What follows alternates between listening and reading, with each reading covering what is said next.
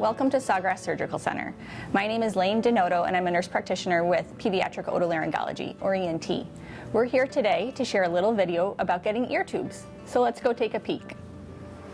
So what are ear tubes? They have a bunch of different names. We can call them pressure equalization tubes, ventilation tubes, PE tubes, or just ear tubes. And what we do is we take that tiny little tube, put it into the eardrum, and it helps relieve fluid. Then we can get air behind the eardrum, which is really important. This helps reduce the number of ear infections your child may have. It helps relieve middle ear pressure and can improve hearing. The procedure to get ear tubes is very short. It's about 5 to 10 minutes, and your child will go home the same day. So in the operating room, general anesthesia is used to help your child be comfortable and asleep for the procedure. This is just breathing gas through a mask, and there's no tube in the throat. When we make a little tiny incision into the eardrum, some fluid might come out. This might just be clear fluid, or it can be really purulent or pussy or thick and mucousy. As you can see, sometimes a lot of fluid can come out of the middle ear space, and this is what we expect, and it is really helpful to relieve that pressure and pain. Depending on the age of your child and what kind of fluid is found in the ear, the surgeon may choose a different type of tube. It can be longer or shorter, but they all serve the same purpose. So now we're here in the recovery area, and this is where you will meet your child as they're waking up from anesthesia. Waking up can be really challenging sometimes, and that's because the procedure is so short.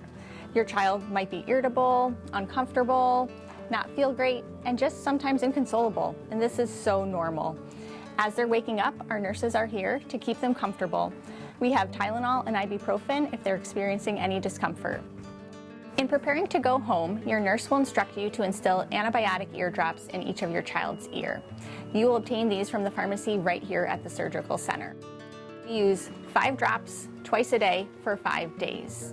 If you're noticing that the draining is persisting, I'd have you call our ENT office and they'll likely instruct you to continue the drops for a little bit longer.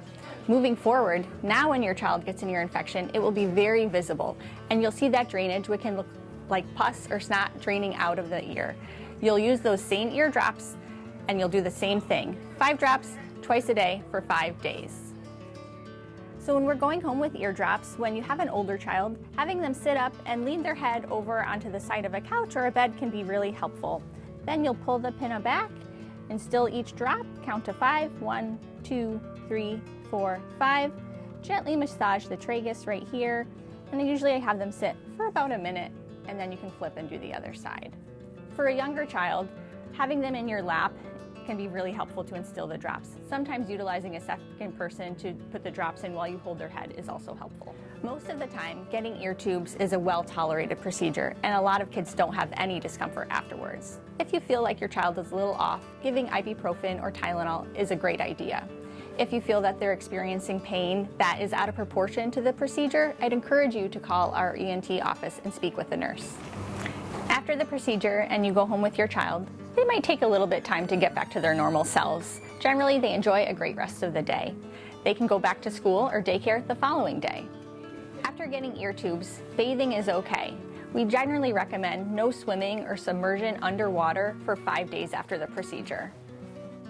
Let's talk about what happens after your child gets ear tubes. Generally, we'll see you back about 6 weeks after the procedure. This is the first ear tube check. Following that, we usually see kids every 6 to 12 months until the tubes come out, and they're supposed to come out on their own.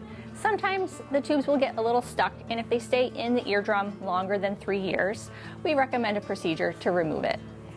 Getting ear tubes is one of the most common and successful procedures in children. The ear tubes can help relieve infections, relieve middle ear pressure, and improve hearing. If you have any questions or concerns, please give us a call or send us a MyChart message. We can't wait to see you in clinic, and you're doing a great job.